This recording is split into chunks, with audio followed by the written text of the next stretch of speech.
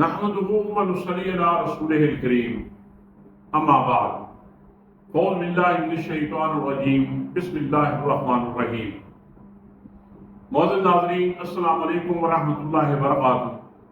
میں ہوں میاں محمد اکرم آپ کی خدمت میں حاضر۔ ناظرین، جیسا کہ آپ جانتے ہیں کہ پاکستان کی تاریخ کے بدبخت ترین چیف جسٹس قاضی فائزی صاحب، ان کی آخری رسومات لعنتوں کے زیر سایہ ادا کر دی گئی ہے۔ یہ وہ شخص تھا جب یہ منصب پر فیض ہوا تو پاکستان کی تاریخ میں خواتین پہ اتنے مظالم نہیں ہوئے۔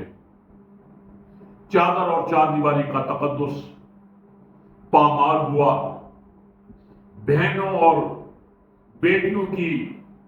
حرمتوں کی پامالی ہوئی، اور ان کے مظالم اگر گنوائے جائیں تو شاید لکھتے لکھتے ہاتھ تھک جائیں گے، لیکن ان کے مظالم کا جو سلسلہ ہے اور جو مظالم ہوئے ان کو انسان لکھ نہیں سکتا۔ یہ وہ شخص تھا جس نے 25 کروڑ عوام کے مینڈیٹ پہ دن دہاڑے طاقتوروں کے کہنے پر ڈاکہ ڈالنے میں بھرپور معاونت فراہم کی۔ یہ وہ شخص ہے کہ 25 کروڑ عوام سے ان کے لیڈر کا جو انتخابی نشان تھا وہ چھینا، دھاندلی میں ہر طرح کی معاونت فراہم کی، لوگوں کی آہوں اور سسکیوں کو نظر انداز کیا گیا،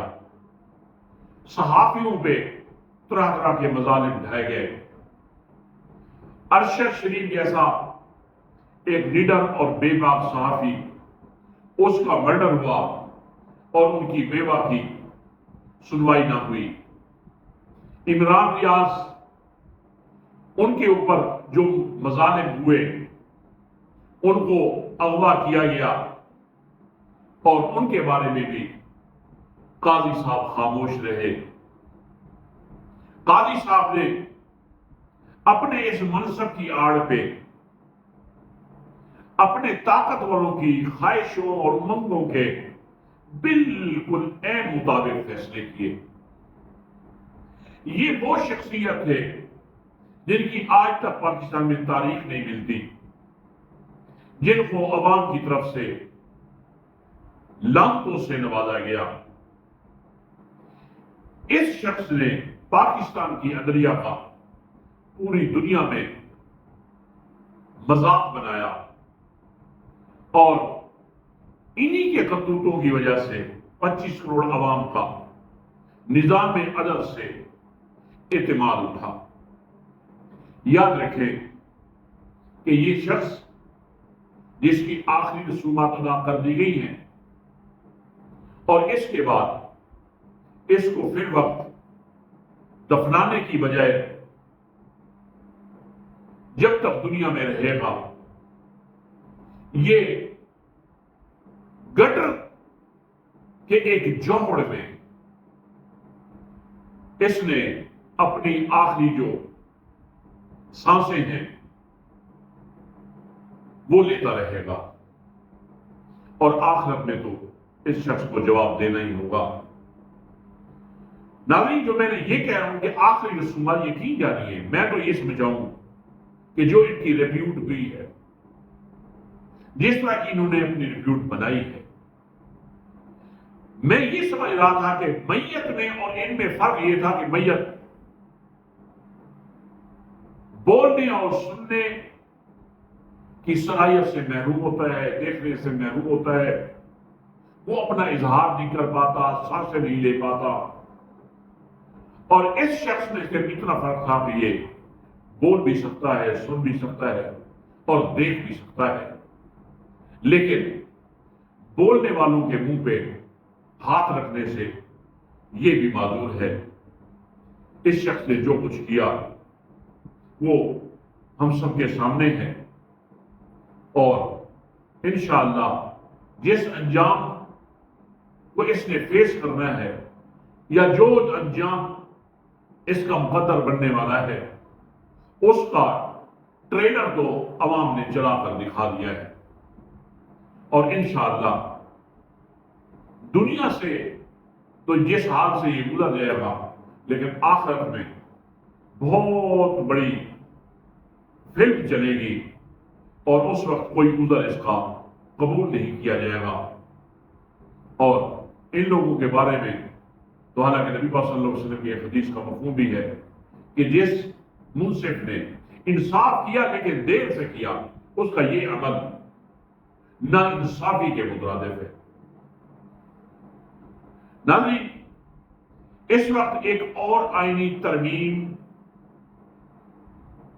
کرنے کی کوشش کی جا رہی ہے، اور وہ کوشش یہ ہے کہ کسی طرح سے منصور علی شاہ اور منیب اختر ان کا راستہ روکا جائے کہ کہیں وہ چیف جسٹس نہ بن جائے۔ یہ جو جعلی حکومت ہے یا ہماری اسٹیبلشمنٹ ہے یا جو بھی یہ طاقتور لوگ ہیں، یہ اس کوشش میں ہیں، اور وہ عمران خان کے خوف کے ساتھ ساتھ منصور علی شاہ اور منیب اختر کے خوف میں بھی مبتلا ہے۔ لیکن یاد رکھیں، انسان ایک زمین پہ ایک اپنی تدبیر سوچتا ہے یا تدبیر اختیار کرتا ہے، اور ایک تدبیر وہ ہوتی ہے جو میرے اللہ کی ہوتی ہے، اور اللہ کی تدبیر ہی تمام تدابیر کی امام بنتی ہے۔ جو تدبیر اللہ کی ہوتی ہے بس وہی تدبیر ہوتی ہے۔ اس تدبیر کے سامنے بندے کی بنائی ہوئی جو تدبیر ہے کوئی اہمیت نہیں رکھتی، کوئی حیثیت نہیں رکھتی۔ اب جس طرح یہ کوشش کر رہے ہیں دونوں حضرات کے راستے میں روڑے اٹکانے کی، لیکن اللہ کی بھی ایک تدبیر ہے۔ اس کی میں آپ کو ایک مثال دے دوں کہ ذوالفقار علی بھٹو، اس نے جناب یہ سوچ کر ضیاء الحق کو chief of the army staff بنایا تھا کہ یہ بڑا سیدھا سادہ آدمی ہے، یہ میری بڑی خوشامد کرتا ہے، یہ میری مرضی کے مطابق ہی میرے ساتھ یہ چلے گا۔ اور ایک بات حقیقت بھی تھی کہ ضیاء الحق بھٹو سے بہت زیادہ ڈرتا تھا اور بڑی خوشامد کرتا تھا۔ بھٹو کی تدبیر کام نہ آ سکی، اللہ کی تدبیر نے کام دکھایا کہ وہی شخص جس کو سیدھا سادہ سمجھ کر، اپنا وفادار سمجھ کر، اپنا خوشامدی سمجھ کر، اپنے پیروں کے تلوے چاٹنے والا سمجھ کر، جب اس کو chief of the army staff لگایا تو وہی chief of the army staff Bhutto کی موت کا سبب بن گیا۔ اور یاد رکھیں، اس جعلی حکومت اور ہماری اسٹیبلشمنٹ کے ساتھ بھی یاد رکھیں یہی کچھ ہونے والا ہے۔ یہ جس کو بھی لے کے آئیں گے، جس جج کو بھی لے کے آئیں گے، اللہ قادر ہے۔ انسانوں کے جو دل ہیں وہ اللہ کی دو انگلیوں کے درمیان میں ہوتے ہیں، اور اللہ جب چاہے ان کو پھیر دیتا ہے۔ ہو سکتا ہے کہ جن چیف جسٹس سے یہ امیدیں لگا کے بیٹھے ہوں، اور وہی چیف جسٹس ان کی تباہ و بربادی کا، اس ہماری اسٹیبلشمنٹ کا اور ہماری یہ جو جعلی حکومت ہے اس کی تباہی و بربادی کا سبب بن جائے۔ اللہ قادر ہے، وہ بڑی قدرت والا ہے، وہ تو کن فیکون ذات ہے، وہ تو کن کہتا ہے اور معاملہ ہو جاتا ہے۔ دیکھتے ہیں آگے آگے کیا ہوتا ہے۔ ناظرین، ایک اور خبر کہ یہ جو نادرا ہمارا جو پاسپورٹ آفس ہے پاکستان میں، آج کل اس نے پاکستانیوں کو، جن لوگوں کو ان کے ساتھ واسطہ پڑتا ہے پاسپورٹ کے حوالے سے، یہ ایسے سمجھے کہ ہماری اس 47 نمبر حکومت کی طرح بہتی گنگا سے یہ ہاتھ دھو رہا ہے یہ ادارہ بھی۔ یہ میں آپ کو اپنی آبزرویشن کے بعد میں آپ کے لیے گوشت گزار کرنے لگا ہوں کہ جب کوئی شخص ان سے پاسپورٹ کے لیے جاتا ہے تو ان سے کہتے ہیں کہ پاسپورٹ آپ کو 6 مہینوں سے پہلے نہیں ملے گا کیونکہ حکومت کے پاس کاغذ ختم ہو گیا۔ اور پھر یہ آرڈینری کی بات کر رہے ہیں کہ اگر آپ ارجنٹ بنائیں گے ان میں بھی انہوں نے 2 کیٹیگریز بنا دی کہ ایک کی جو فیس رکھی ہے انہوں نے وہ 12,000 رکھی ہے اور 12,000 میں یہ 15-20 دن یا 25 دنوں یا 1 مہینے کے بعد پاسپورٹ دے دیا جاتا ہے۔ اور جو شخص 30,000 کر دیتے تھے تو 30 دن پھر ان کے حوالے پاسپورٹ کر دیا جاتا ہے اور پھر اس وقت ان کے پاس کاغذ بھی آ جاتا ہے، کسی قسم کی سسٹم میں بھی کوئی خرابی نہیں ہوتی، کسی قسم کی ان کے پاس پیپر کی کمی بھی نہیں ہوتی۔ لیکن جو لوگ بیچارے کسی نہ کسی طریقے سے اپنے گھر کا چولہا جلانے کے لیے ملک چھوڑ کر دوسرے ملک جاتے ہیں یا جانے کی کوشش کر رہے ہیں اور ادھر جا کے بھی وہ بیچارے اپنے گھر کا چولہا بھی جلاتے ہیں اور پاکستان کے زر مبادلہ میں اپنی حلال کی کمائی سے اضافہ بھی کرتے ہیں اور ان کے ساتھ یہ ادارہ یہ کر رہا ہے۔ میری ذمہ داروں سے یہ گزارش ہے کہ خدا کے لیے اس ادارے کو دیکھیں، اس ادارے کو تنبیہ کریں کہ خدا کے لیے ان لوگوں کے لیے آسانیاں پیدا کریں، مشکلات سے تکالیف سے۔ یہ بیچارے پہلے بھی معاشی طور پر جس طرح ہمارے ملک کے حالات ہیں یہ بہت زیادہ تنگ ہیں۔ مجھے امید ہے کہ اگر یہ میرا پیغام ذمہ داروں تک پہنچ گیا تو وہ ہر ممکن کوشش کریں گے کہ اس ادارے کی اصلاح کرنے کے لیے اور اس ادارے کو تنبیہ کرنے کے لیے کہ یہ اپنے ان جو